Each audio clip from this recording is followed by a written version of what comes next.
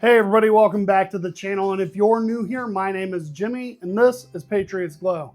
And in today's video, I'm going to go ahead and show you guys an easy planter box that you guys can make that is a little bit different than a lot of the same planter boxes that you see out there all the time. Now, this is going to be easy, super simple cuts. You don't have to have a table saw. I will use one today, but you don't have to do this. You don't need it. What you will need for sure is obviously going to be some wood glue, some fence pickets, whether it be cedar or pine, it doesn't matter. You might have to stain it, put some protective coating on it. If you use pine, you don't know what people are going to do with it. I am going to have some stain because we're going to do a two-tone box here, and I'm going to do some sanding. I am also going to use a brad nailer. You don't have to use brad nailer, you can use screws, but the screws are going to show. So we are also going to use a brad nailer. So stick around and let's go ahead and get into this build. Okay, so first thing you're going to do is face off the end of your board, and then you're going to end up cutting off 12 7-inch pieces. You will also need two 6.5-inch pieces as well. And then we're going to cut a 4-inch piece as well. Now, this is going to use up roughly 1.5 fence pickets, which makes this a relatively cheap project to do. Now, you could actually run these through a planer beforehand, the entire board, or sand the entire board down before making all these cuts. That's entirely up to you, the way you want to end up doing that. So I went ahead and cleaned up the boards for the most part prior to making all my cuts. And then I will end up coming back through and obviously cleaning up all those edges, because I'm going to come over to the table saw and I want all of these edges to be perfectly straight, flat, and clean so that this looks as high end as we possibly can make it out of cedar fence pickets. And this is part of trying to make cheap, low budget wood look as expensive as possible. It takes some milling and some changing of the wood to make it look as nice as you possibly can. Now, you can sand those edges down. You don't have to have a table saw, but I do have it available, so I went ahead and used it. Right there, real quick, I showed you my little pink post-it note there. That is my build plan that I made my plans on, which ends up kind of working, not working here in a minute once we get done with all the sanding. So once we get through all of our sanding, I'm going to come back through and stain 4 of these boards, and you're going to find out kind of why I just stained 4 of them. It's up to you. You can stain all of them, but I want a contrast. I would like a two-tone planter here, so that's the look that I'm going for while making this. Now, here comes the trickiest part of them all. While I was putting this together, I was trying to figure out how I wanted to align this and get this set up. While I was doing it, I was putting all the boards in kind of an archway right there, and then I started to decide to myself that all I needed to do was actually square everything off and then measure in from the sides. If you watch me here, I actually square everything off and start pulling everything apart, and then I actually measure in from the sides and then twist those out once I get those measured in from those sides.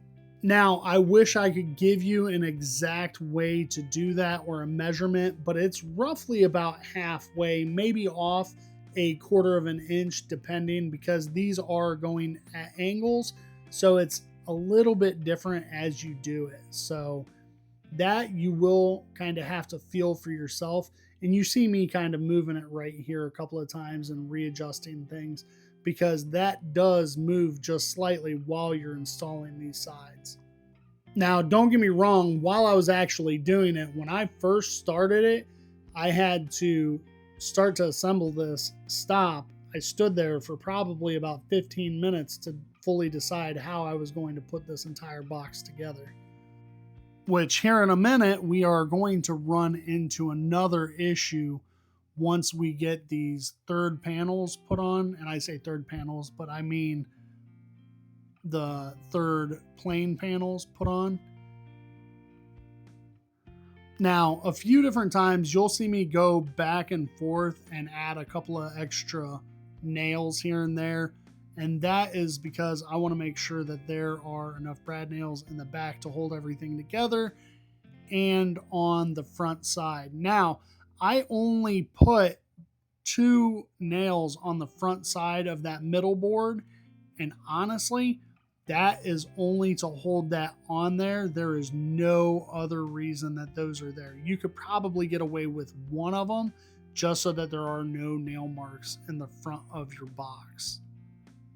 So once you have the 2 dark pieces and the 3 light pieces on each side all installed, all nailed together, you will actually go ahead and start setting everything up, and it will look just like a bridge.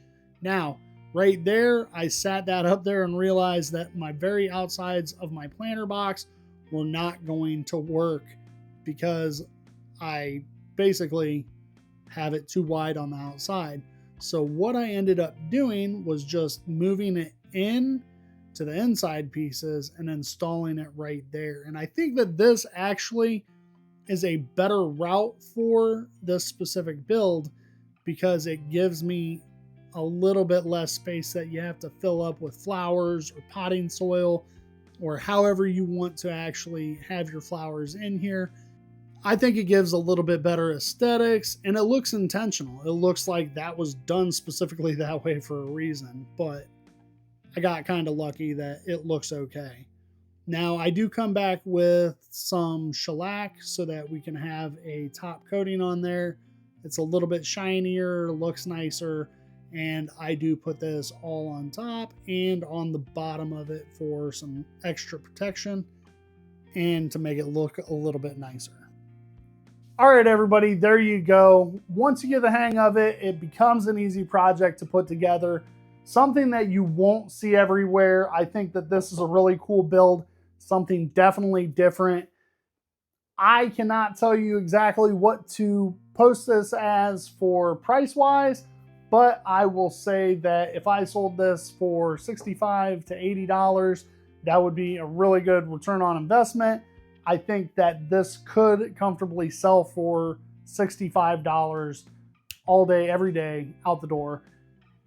If you did a few different things, I could see this going for even more than that. So that is entirely up to you, depending on your area, how you present things, and how your sales ability is.